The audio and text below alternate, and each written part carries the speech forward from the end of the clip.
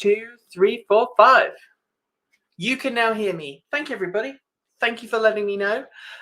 You should now be able to hear me. So video is better though. Hopefully now you can hear me. Let's see if you can hear me now.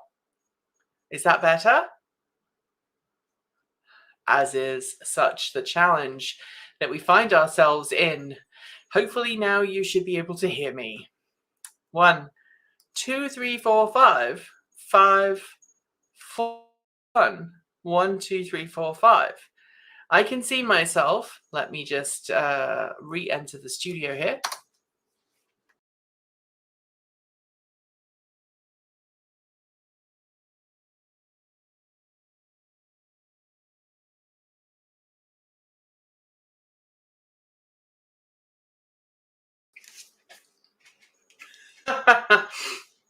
You should be able to hear me now. If you cannot hear me, yell, scream, wave, do something, and you should be able to hear me.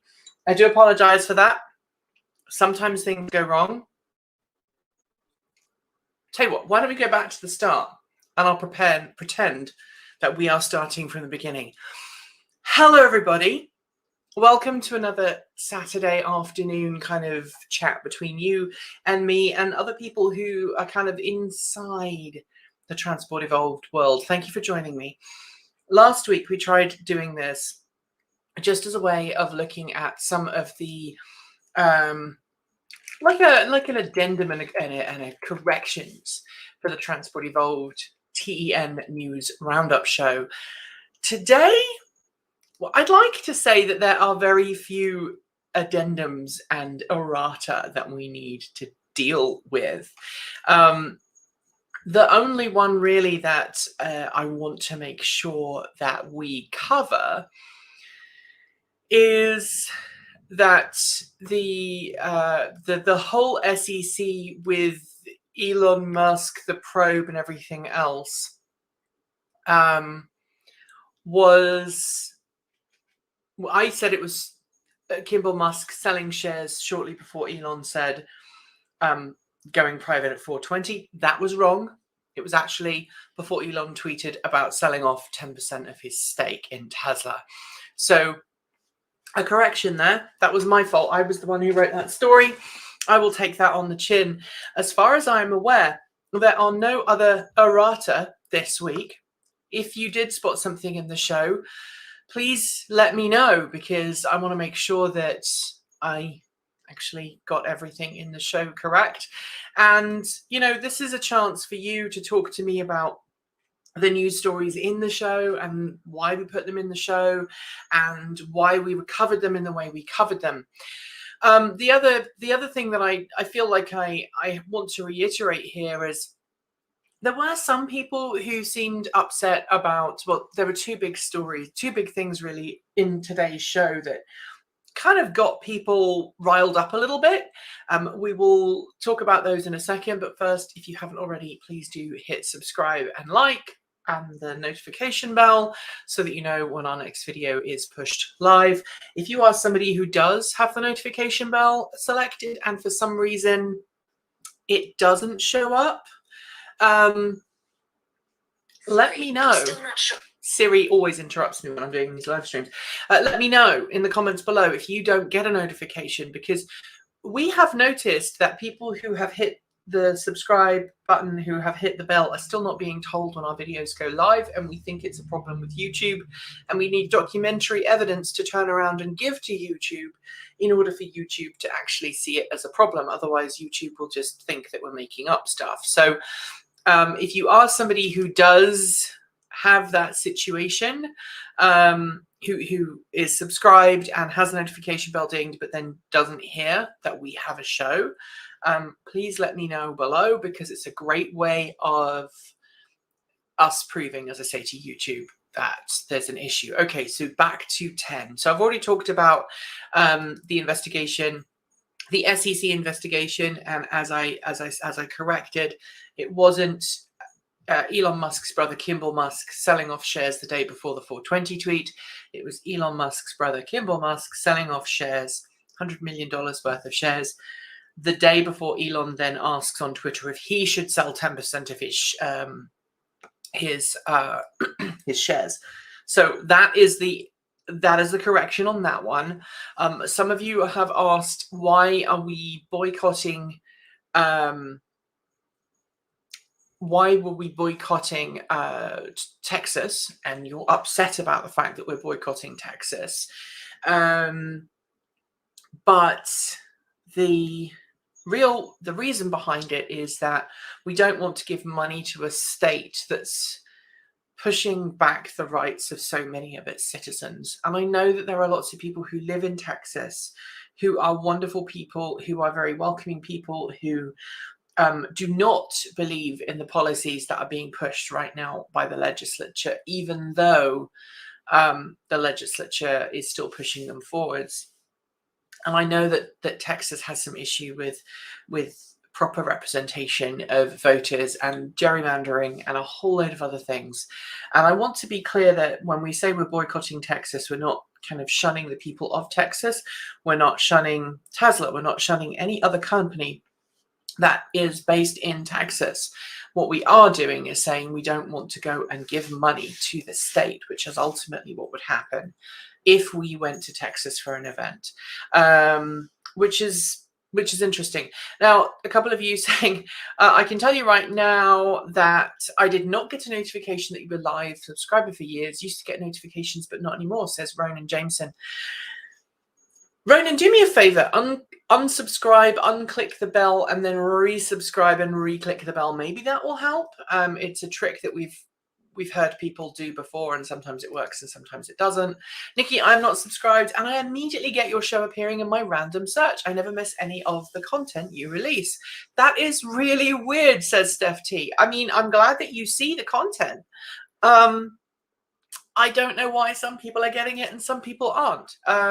So, yeah, same here. Didn't get the live notification. I did get 10.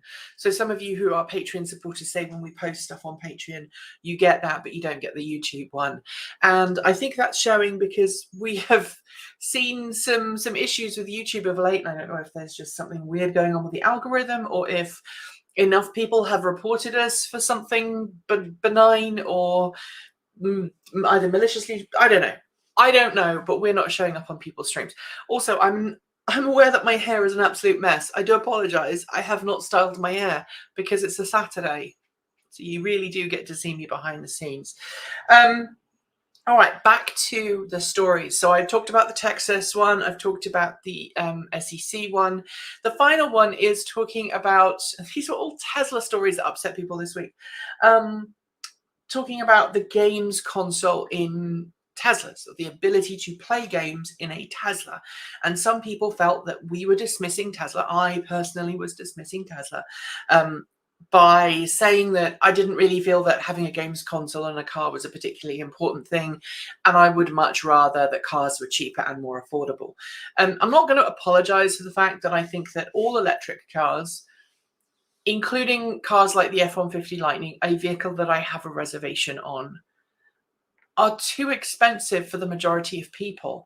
And, you know, if we want to see the world transition to cleaner, greener, safer and smarter vehicles, that means the whole marketplace, not just the top end. And so there are a huge number of car companies that are putting in features into their vehicles which might be fun, but are not really necessary. And, you know, focusing on engineering a whole load of Steam games and getting that working on a car's console, I think should be less important than ramping up production of, say, a battery cell production line to get things to be more affordable. That was not me saying you shouldn't buy the car. That wasn't me dismissing anybody who enjoys playing games in the car. It was just me going, most people don't want to do that. And based on the conversations I've been having with people, unless you are a complete gadget tech head, most people don't want to play games in their car because their car is a tool to get them from A to B. At some point in the future, when we have fully autonomous driving systems, then yeah, having a games console in your car might actually be a really good thing. Keep the kids occupied on a long distance drive, keep yourself occupied on a long distance drive if the car is doing all the driving for you. But right now,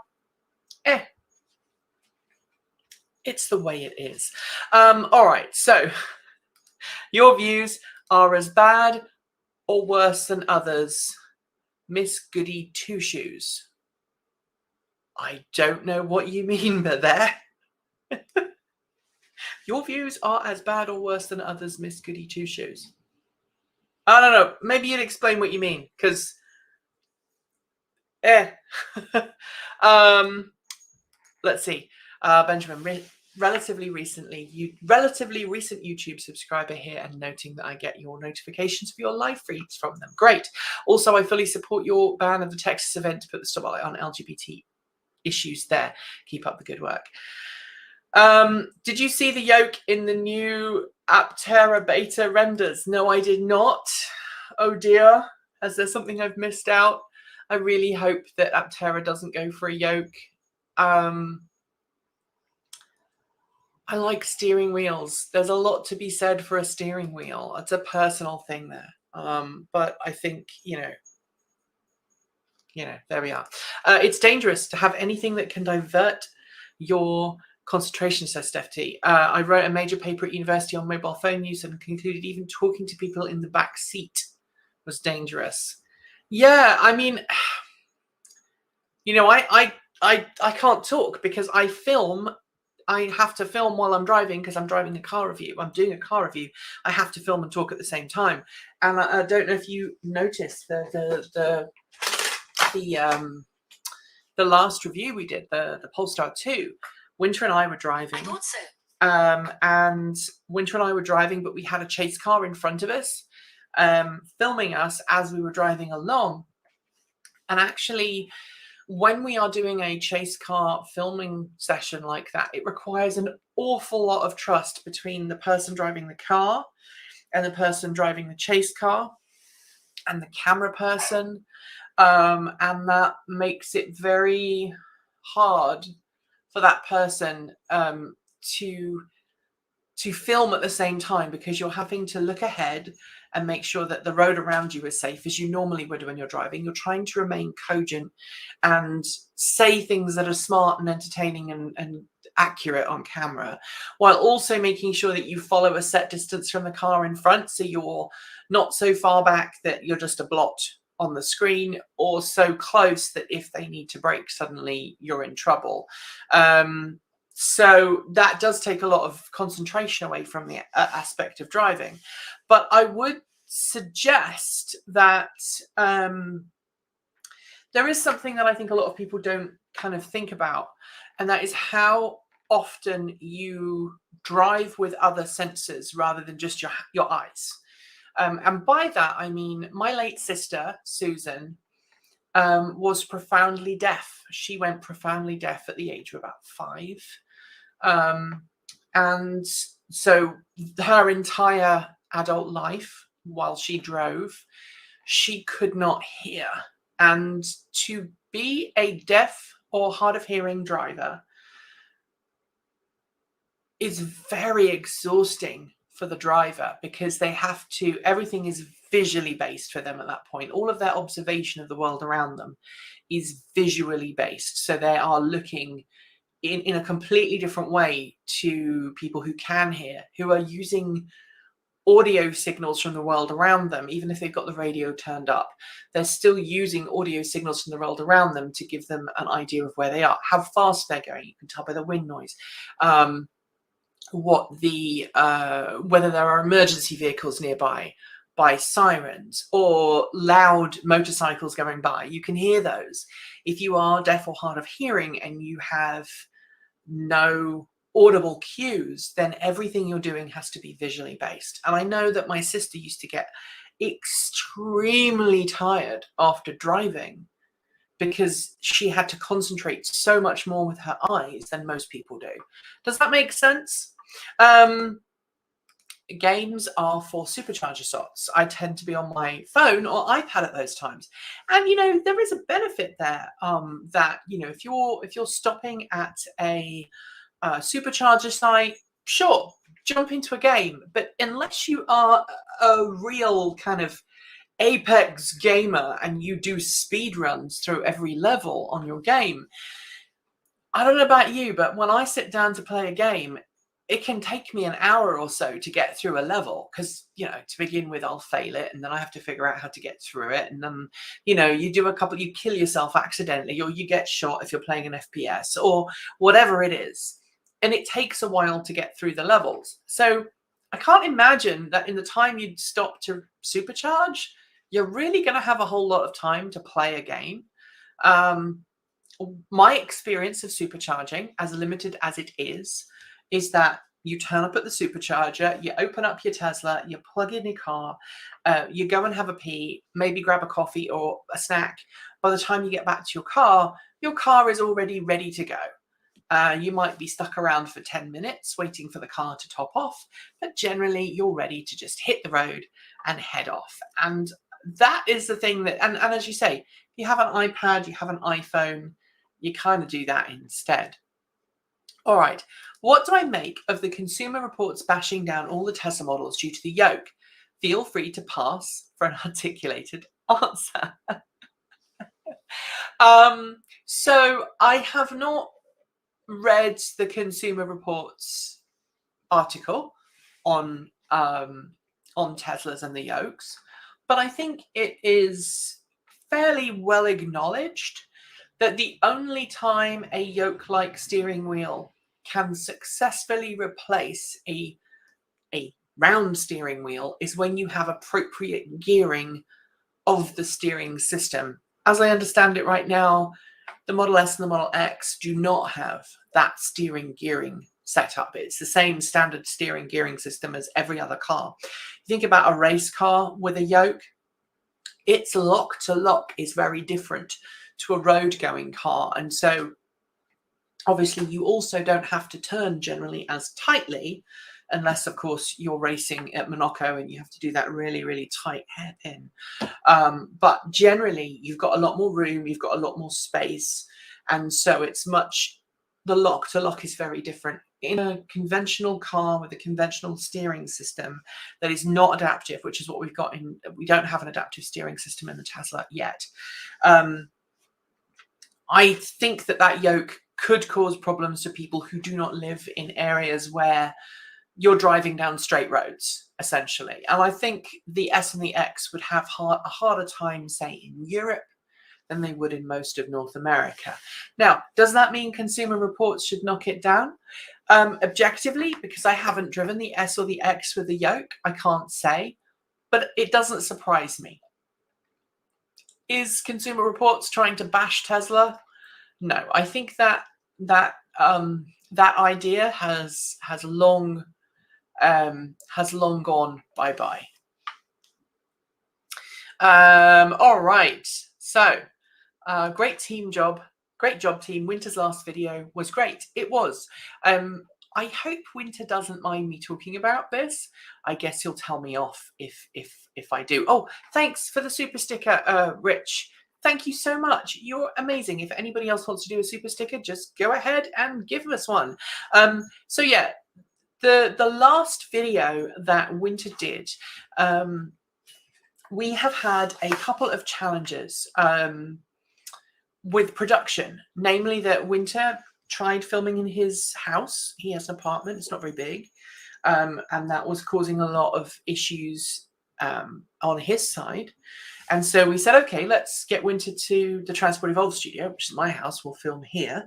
And also let's make Winter's scripted content more like Winter in real life, because previously we'd gone for quite a dry script style for Winter, but we tried giving a bit more Winter in the Winter script, and it made a big difference.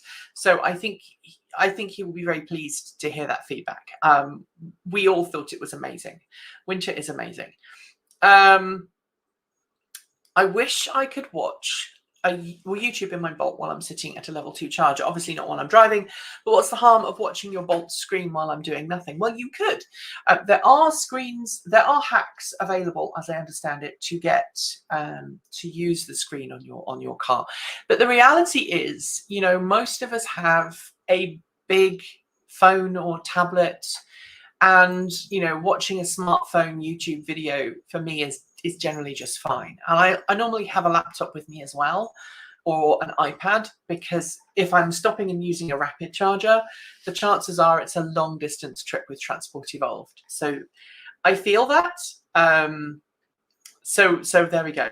Nikki, you look fine. Oh, thank you, Mike.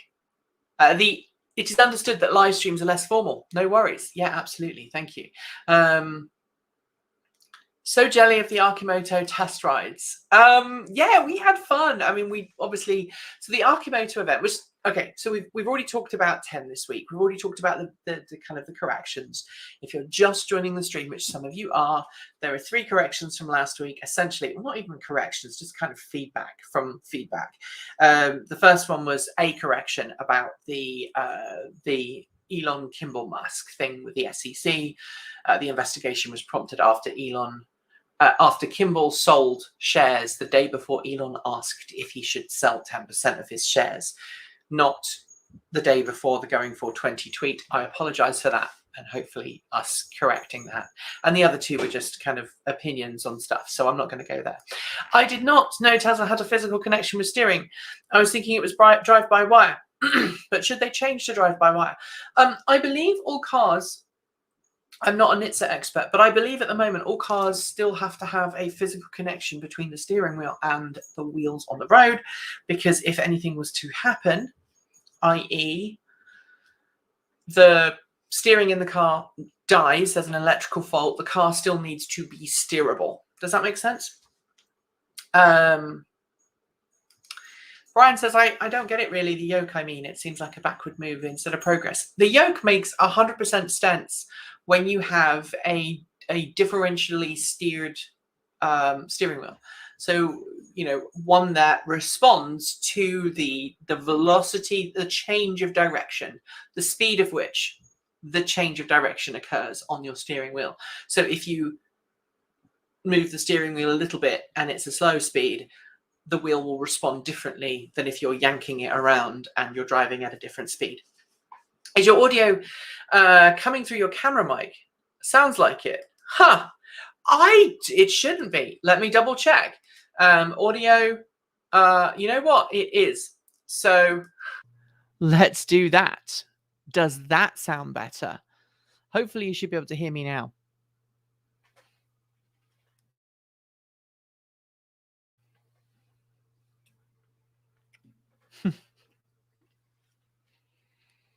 I just snuck a cookie. I'm sorry. Oh, yes, baby. Does that sound better? There you go. Well, like I say, this is a live stream. So yesterday I saw Sandy Monroe on E4 Electric state he feels battery is best for cars and hydrogen for long-haul trucks. What do you think? You know what I think? I think battery electric is best for cars. And I think electric trains are best for long-distance freight. And I thoroughly disagree with Sandy. I did see him at the event on Tuesday at Arkimoto. I kind of said hi, and he just kind of walked past and said hi and disappeared. So I never really got to talk to him properly. But I don't know if he recognized me or anything. He just kind of went, hi, and walked off. So I didn't have a chance to talk to him about the Arkimoto, but I think he's definitely wrong on hydrogen here. Look, in order for us to have a sustainable transportation future, it makes sense for us to start using rail again. It works really well. Rail allows you to have fast, electrified travel without requiring planes, without requiring, massive diesel trucks, without requiring all of the challenges of hydrogen fuel cell technology. And you can get trains to cross the United States with proper investment in the railway networks, far more carbon efficiently than you could building hydrogen fueling stations in the middle of nowhere. And that's a big challenge. So I would rather see, in my ideal future, electric trains transporting goods coast to coast. They can travel faster than well, assuming the rails were upgraded. At the moment, they can't. But assuming the railway system was upgraded, they could travel faster than trucks. They wouldn't have to worry about congestion. The electricity could be delivered to the trains via an overhead pantograph system, so it would be safer. You wouldn't have to carry large batteries around. You'd be just driving the wheels directly, which would be more efficient. And then at each station or stop, goods would be removed and transferred either to drayage vehicles or local delivery vehicles, which would be electric and have a short range, and a short range being something under 150, 200 miles. All right. No traffic jams, predictable schedules, perfect for just-in-time supply chains. That is perfect. Most important question of the night. How are the chickens? The chickens are very naughty right now. The chickens have been very bad. They have been flying over their fence and wandering around the yard. That includes Charlie, the rooster, and that gives me some pause because I don't want him to go and attack anybody, specifically my neighbors. So yeah, I did not get a notification. I can't imagine Aptera ever delivering vehicles, says John 209. Well, okay, so Aptera are seemingly making some good progress, and I'm hoping this year. I have talked to Aptera a couple of times. I've kind of reminded them that we would like to come and drive a vehicle, and hopefully they'll let us do that when the beta testing is complete. I know that my car, if the one I have got a reservation on, won't be due anytime soon. I know that Winter has a reservation too, but we'll have to wait and see. Would I please comment on electric garden tractors? Oh yes, please. I would love to. All right. So there was a tractor made back in the 70s, 80s, and I had an idea at one point to have one, and I would still love to have one. There's a couple on eBay right now, but they're $2,000-$3,000, which is a bit expensive. So we have not pulled a plug, so to speak, but we do have a couple of things that we really need to do to the house first, and one of them includes air conditioning. We don't have the heating on right now. You know, a couple of degrees Celsius outside, and it's 25 degrees Celsius in this room right now with the door closed. The upper corridor sits at about 31 degrees Celsius, and that's because of the server closet with all the transport evolved servers in. So we really do need to put air conditioning in the house, but the cost of putting air conditioning in this house is going to be 5 figures. So yes, I would love to get an electric garden tractor at some point. I would love to cover it on the show. I would love to get an original Electrac. So if you know anybody with an Electrac who's willing to let us play, maybe restore it and get it on the road, I would love to do that. But we have Ego, like someone noted in the comments. I would love to carry on using our Ego branded garden equipment, which we have. We have an Ego push lawnmower. It's self-propelled, but you push it along. It can self-propel. I tend not to use the self-propelled thing because I figure that gives me a little bit more exercise. The only time I use the self-propelled feature is to get it up parts of our garden, which some of our garden is like that in places. It's quite steep. So we have a blower and a chainsaw and other things that are all used rather than petrol or gasoline powered things. All right, so some of you are asking questions. What's the latest with the Lightning truck? Are you guys reservists, reservation holders? Yeah, we're not a reservist. We are reservation holders. We have ordered a 2023 F-150 Lightning Lariat, and we did a whole video as to why we wanted to do that. Hello to everybody who's joining. Quick reminder, if you want to support the channel, you can do so by becoming a Patreon or by hitting the join button below. Any help would be gratefully received. So yeah, we are F-150 Lightning reservation holders. We're on wave 2. Our local dealership recently changed hands, so I have no idea where in the reservation process we are. All I know is that the reservation has been accepted, and we're just waiting for news on that. I hope that we can save up some pennies to actually be able to afford it. Unlike the common expectation of YouTubers, we're not all rich millionaires. I know I'm not. So hopefully we'll be able to still afford it. We went for the Lariat because to go for the long range F-150 Lightning Pro, you need to be a business.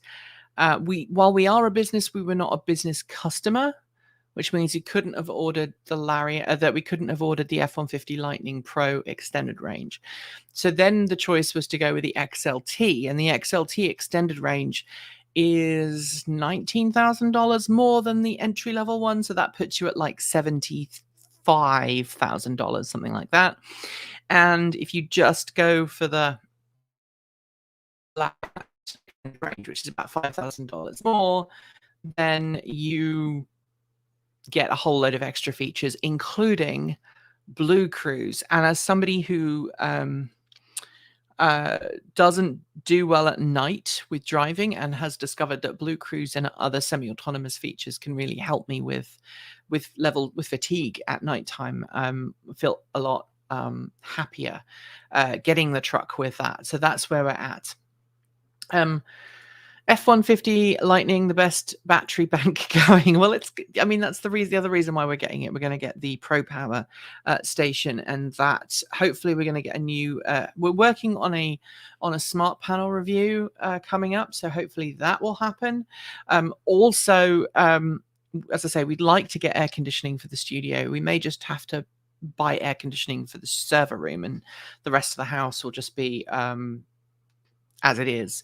But we're not going to use a manual switchover. We're going to use an automatic switchover, partly because of all of the servers that we've got here that run the channel. What do I think of the Lightning, the Silverado EV versus the Lightning? I prefer the Lightning look. I think the Silverado EV it tends to be more towards a lifestyle truck, and the Ford feels like it's more of a work truck. That's my impression.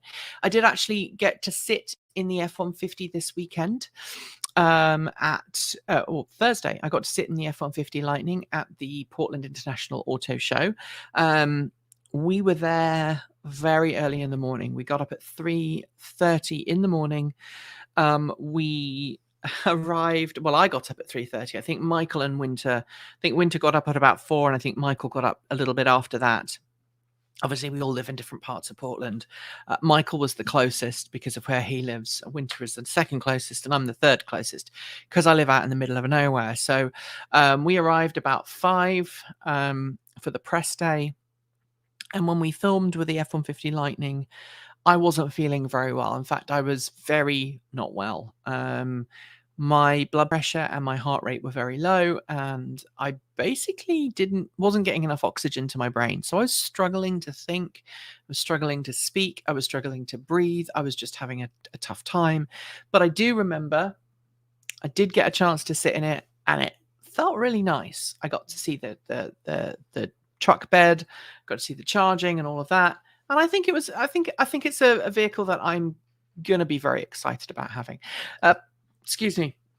Karis4948 says, use a mini split. Yes, we are going to use a mini split, but we have a 2,000 square foot house and we need 2 separate air conditioning systems. So one for the server room and one for the rest of the house. Because if we have them all on the same circuit in the winter time, the house will want warming and the server room will still want cooling. Saw a nice video on an interesting DIY video of a Mr. Cool ductless AC unit today. We did think about it, but after looking into the system, the needs for our house are too complicated for a Mr. Cool, easily at least. What Wayne the Fridgeman Osborne. Inverter air conditioning are a lot cheaper to run. I'm an air conditioning guy, so just ask. You know, Wayne, if you're based in Portland and you want to help us, reach out, because we'd love to see how to do that.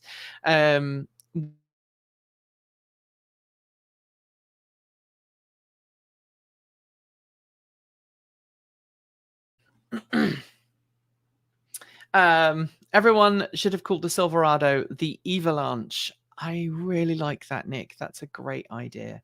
That's a great one. So I had great fun at the auto show. We've done some filming for that. My camera is misbehaving. I do apologize. This I can't get no sleep. This chat is classic. I'm glad. That's the weirdest thing anybody said to me. Yeah. We've got portable ACs.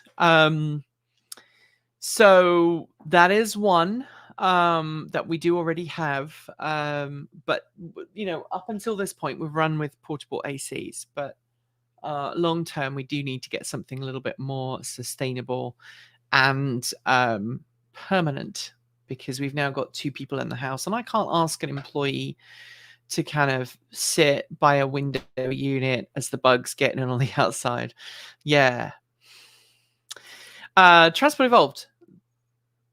There are electric cars and a few amphibious cars, but what about electric amphibious cars? I don't know of any, but now you're getting me thinking. I'm sure someone will convert one at some point. Yeah, so the auto show, as I was saying, what happened with the auto show was we got up really early. We were given access between 5 a.m. and 10 a.m. And we were able to look around and see everything that was going on and see all the cars before the general public were allowed in. So that meant we were able to film the F-150 Lightning, the F-100 Illuminator, which we didn't get to sit inside, but we did get to do a piece on it.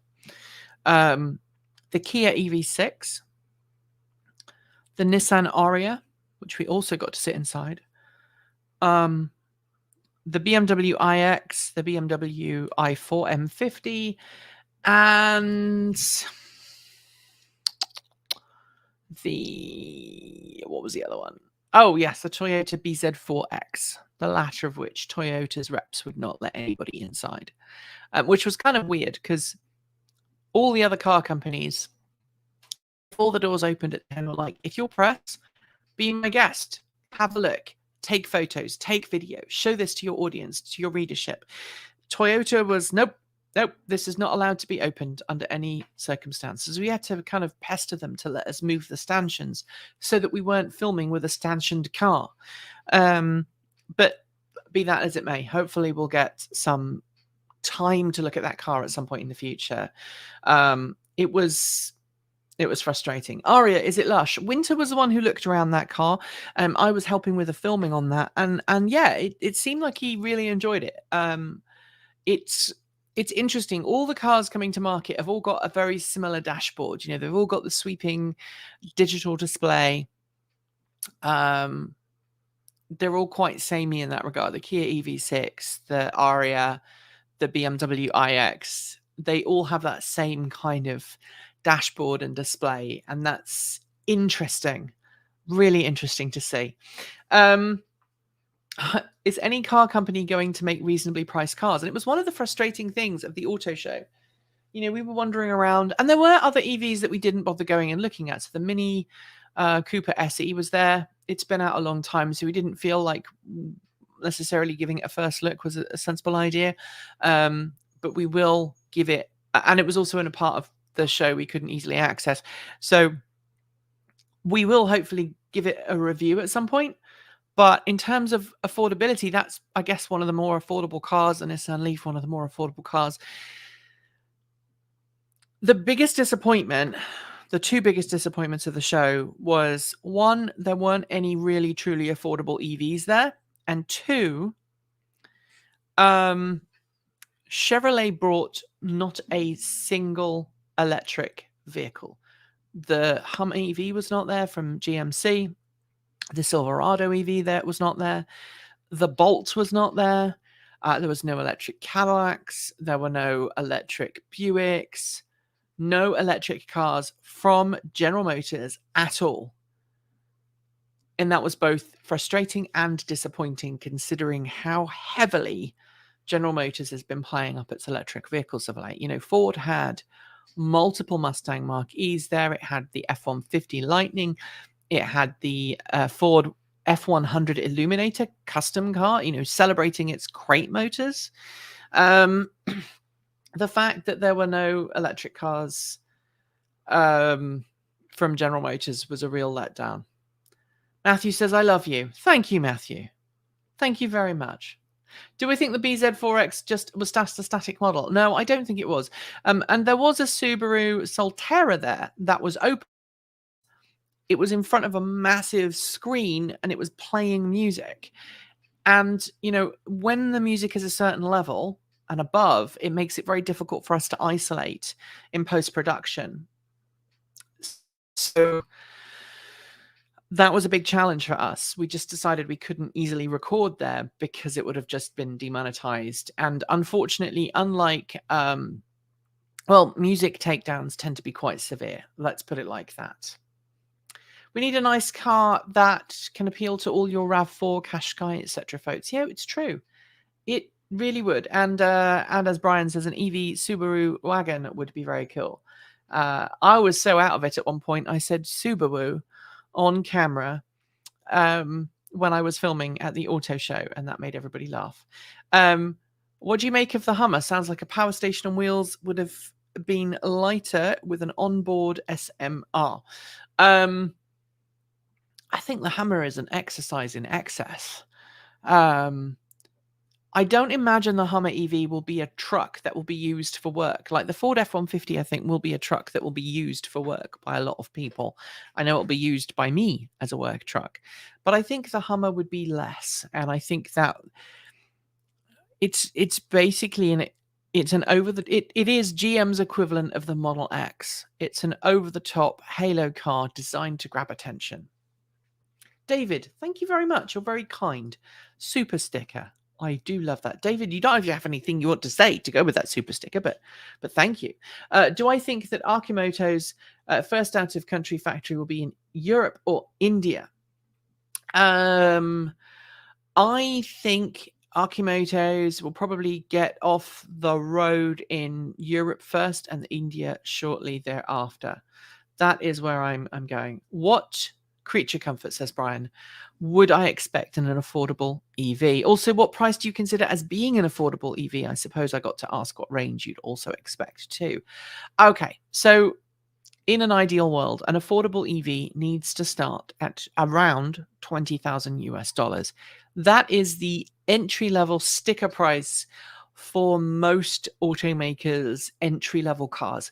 At one point, that was the price that you'd pay for a stick shift four-banger. These days, the cost has gone up a little bit, right? But, you know, it's still pretty low. $20,000 to $25,000. In terms of creature comforts, needs to have 4 seats, ideally 5. Needs to be able to carry a week's worth of shopping. Needs to be capable of traveling between 100 and 180 miles per charge.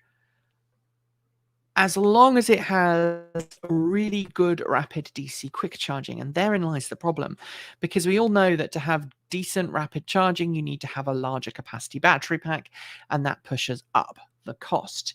So maybe what we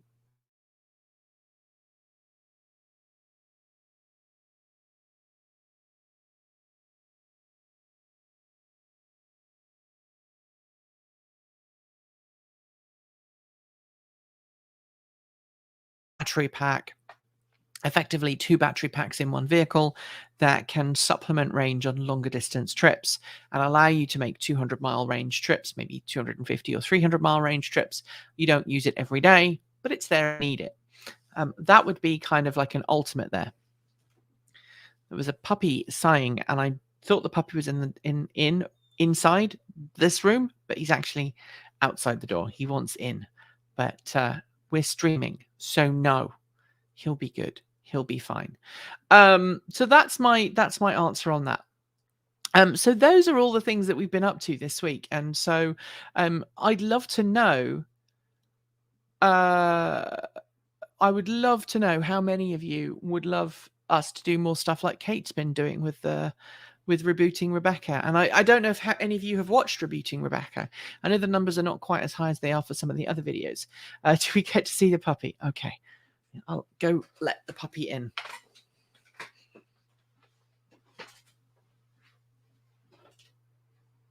Hi, Ghost. Do you want to come and say hi? You coming in? Come on, then. You have adoring fans. This is Ghost.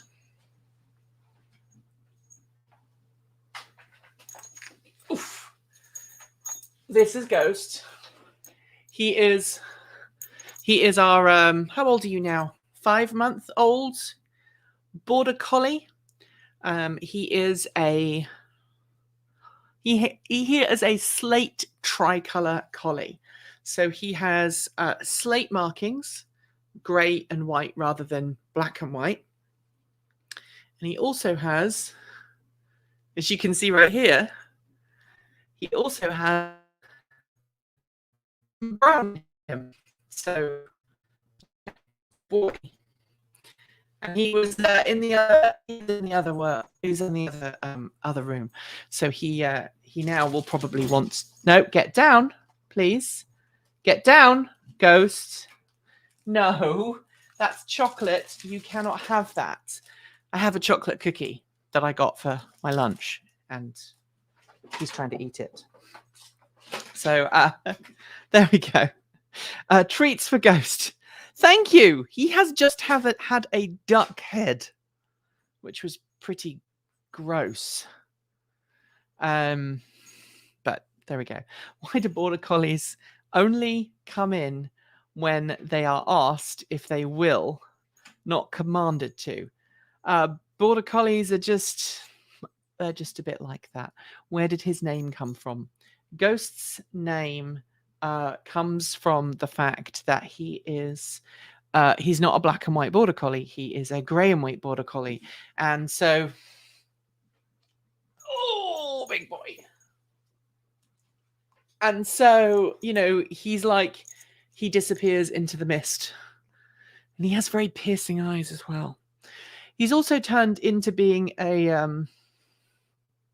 he's also turned into a bit of an not escape artist per se, but he gets into things that you wouldn't expect him to get into. Right, mate? Is that right? So there we are. Video got worse when the mic came on. I'm sorry. It's probably because we live up in the foothills. I nearly said the name of the town. That would have been stupid, wouldn't it? We live in the foothills of the coastal range. We're about 850 feet up. We are about 6 miles from the local town, 6, 7, 8 miles, something like that from the local town. And so we have an internet connection that's beamed down the valley, as well as Starlink. And when we do a live stream, we turn off Starlink. So there we go. Pretty calm and well behaved for 5 months. You wouldn't believe it. He normally sits on the floor and barks at us during the day to be played. So there we are. Apparently everyone thinks you're good. He's going to start barking in a minute. So there we are. F-150 Lightning. Yes, there is an update. We did have an order. Our dealership changed hands, so we don't have any more information than that. And I sat in one for the first time at the weekend or Thursday, and I really liked it. So there you are. Let me know if you'd like us to do this again, because I like making these. They're a bit silly. I don't know where this came from, other than it came from a dog. Have you been eating toilet paper again? He's like, yeah, he probably has. All right. Are there Starlink upgrades available for my area? I'm sure there are, but they'd be pretty expensive. And like I say, I haven't paid myself for since November. So paying myself is more important. What is the matter? Do you want to go out again? I'm going to let him out. Go on, buddy. Go see Mum. Bye. There you go. There you are.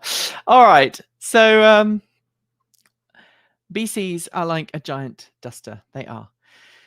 I love the live streams and I like the Rebooting Rebecca vids. I do. Kate's doing a really good job. Tell me what other things you'd like us to do. I vote for more live streams. Doorway syndrome. Yeah, I vote for more live streams, says Mike. Yeah, I would like to do more live streams too. I know it's not everyone's cup of tea, but yeah, it gets us to give you a bit of feedback on, you know, what we said in the show. I know some people, as I said, were upset about what we said about boycotting Texas. As a trans queer owned company, we can't sit by and allow policies that would affect us if we were younger have an impact on us now. We have to speak up, basically. What wood projects is your wife building? She's currently working on closet doors for her office. They're going to be solid wood with the white tree of Gondor from Lord of the Rings on it, and she's just purchased a nice piece of the metalwork frame that the doors will be hung on. So there we go. What other projects have you got waiting in the wings? Oh gosh. Okay, right. So I need a piece of cookie for this. All right. So we've just had a certain electric car confirmed that we will have. We are having a Kia EV6 coming for review, but shush, don't tell anybody. That's later next month. We're having a Kia EV6 come. We have a Mercedes EQS booked, and we'd like to do some good reviews on that. We have a very special review coming that we don't want to talk too much about. We are hopefully going to be doing more Aptera stuff. We did go, and I just want to say here, Orlando, I don't know if you are aware that I was the first journalist to get a ride along in an Aptera. So if you haven't watched that, go and watch it. I got to ride along in an Aptera first in an Alpha. Does Kate have formal wood training, or was she self-taught? Self-taught. All right, so back to the plans for TE.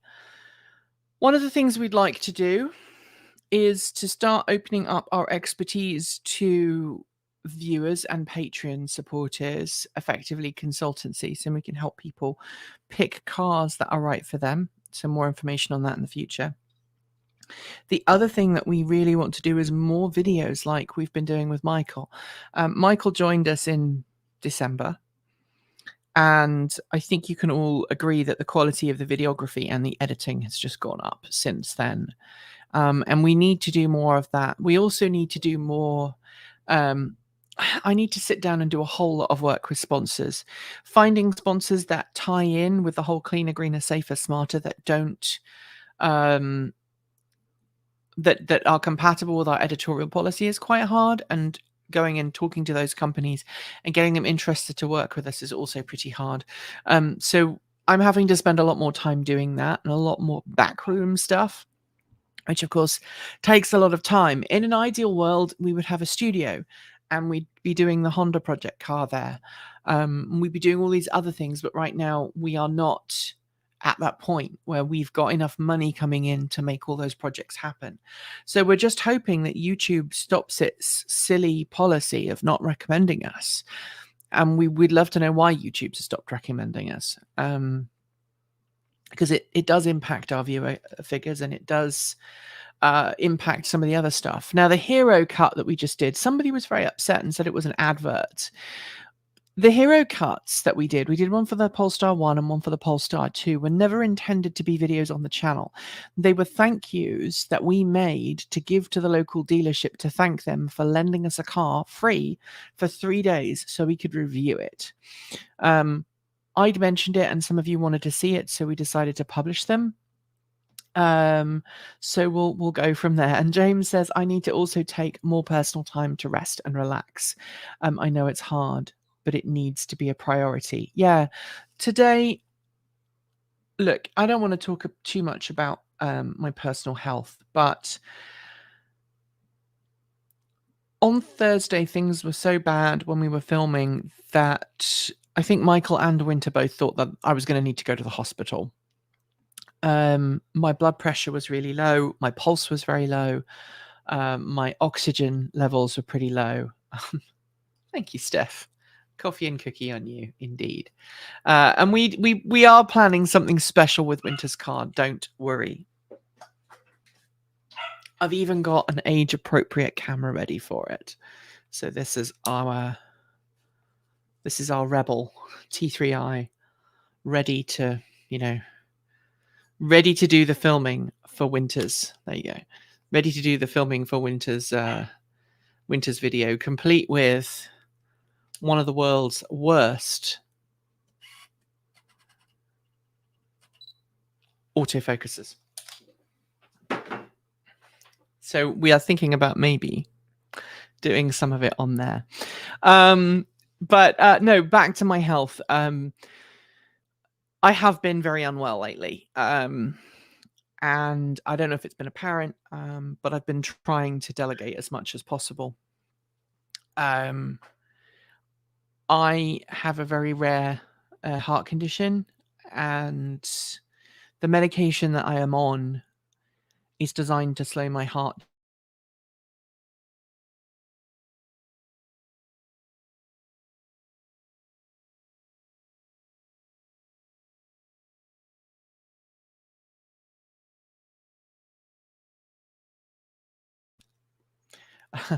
The downside of that medication is that it slows my heart rate down.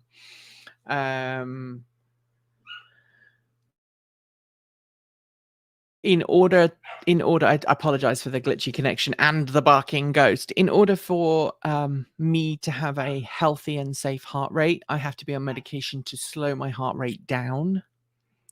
But that also has the negative side effect of sometimes slowing it down too much. And that means I end up being very lightheaded. I end up getting pins and needles in my hands and feet, and I just struggle. Is pretty hard. And as a side note, on Thursday I spent most of the day bradycardic. My pulse rate was down into the 50s, even when I was moving around and doing things, which had the side effect of making me feel very lightheaded and short on breath. It was not pleasant. Before I started that medication, by the way, my resting heart rate would regularly be 70, 80, 90 beats per minute. And if you remember me back then, I was a lot slimmer because I wasn't on medication that slowed down my heart rate. So it's a choice, right? I have to choose between having medication that can stop my heart from getting a dangerous arrhythmia that could cause me to die, or I can choose to be off the medication and have a heart that doesn't beat so slowly that I struggle with exhaustion pretty continuously. I'm tired all the time. It's the way it is. It's one of the reasons why I don't own a motorbike anymore. I'm allowed to go out and review motorbikes. So if we have a motorbike on review, I can still ride it. I just have to ride it at an appropriate time in the day, when I know I'm not going to be super tired, when I know there's other people around, when I know that it's safe to do so. But I don't trust myself on a motorbike at nighttime.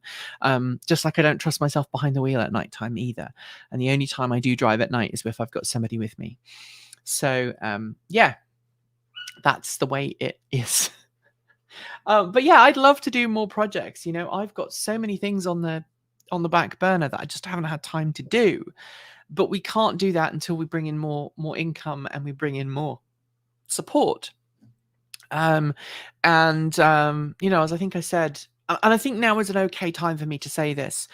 So before Christmas, we were working with a sponsor who's based in Ukraine.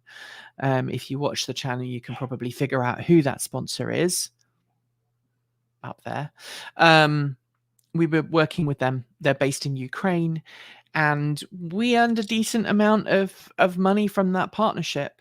and we've been waiting for that money to come through. But of course, now Russia has invaded, and so the chances of us seeing that sponsorship partnership money is probably slim to zero. So that plus CES meant that we started the year about $5,000 in the hole, and we've been slowly crawling back out of that. Someone has a medical question, so I'm going to answer it. Can lower doses help find middle ground? So the dose that I am on, is the lowest dose that they are happy with me having. I have tried several times to convince my cardiologist to let me lower my dose so I'm on less of this medication, and he just said no, it'd be too dangerous. I'm not dangerous enough. It's not dangerous enough for me to have a pacemaker. But I do have a heart monitor implanted in my chest that keeps an eye on my heart. And every night, this little thing beside my bed lights up, and it uploads a copy of my heart to the Borg ship. At least that's what I tell myself. So maybe I need a Borg name. I think maybe 1 of 0 might be a fun one. But anyway. There we are. Anyway, it's been fun talking to you all. I've really enjoyed it. Thank you for the chat. I'm sure Bjorn had one of those for a while and done some videos on it, which is good to see. So Winter defo needs to see some videos on it if he has one. Oh, the Think City. Yeah, Winter definitely needs to do that. I had to come off beta blockers because it relaxed me so much. So, yeah, that pretty much is how I feel about it, right? I'm on beta blockers. I hate it. It's worse when I travel and I do time zone hopping. So like if I'm on one side of the country and I have to go to the other, or transatlantic stuff. So there we go. We named our server for Home Assistant Annika. That's okay. After 7 of 9, the original name that 7 of 9 had. Yeah, that's cool. I've been watching Discovery. Discovery's very good. I like Discovery. And those people who say it's not Star Trek really don't understand Star Trek. If you're interested in Electrek, best to join the mailing list and let folks know. Let me know, William. Send me email, show@transportevolved.com. I would love to know, because I would love to get an Electrek. That would be awesome. Nikki of Borg, resistance is futile. Well, I am British and I do have a penchant for Earl Grey tea. So maybe I'm like a woman version of Locutus. I don't know. Resistance is futile. It really is. Especially if you're trying to build an electronic circuit and it's not working the way you want it to. All right, everybody. Thanks for joining me. It's been fun. Thanks for the chat. I think I'm going to try and make this a fairly regular thing. I can't promise to do it every week, but like I say, if you want to support the channel, be sure to send us Bitcoin Ko-fi, join Patreon, or join the link in the description below on the main channel, so you can become a member that way. And hopefully we can grow this channel. I know that we do upset people sometimes. I hope that these little chats give you a chance to see me behind the editorialization, because sometimes I do have to kind of follow certain directions when we're in front of the camera, and we do agonize over how we write things so that we don't upset people, and sometimes inevitably we upset people. So we have to work on it. Anyway, thanks for joining me. Enjoy the rest of your weekend. If you are just heading off to the little bye-bye land, make sure that you carefully tread up those stairs. And if you are in the middle of your day, well, go and do something fun. Keep evolving.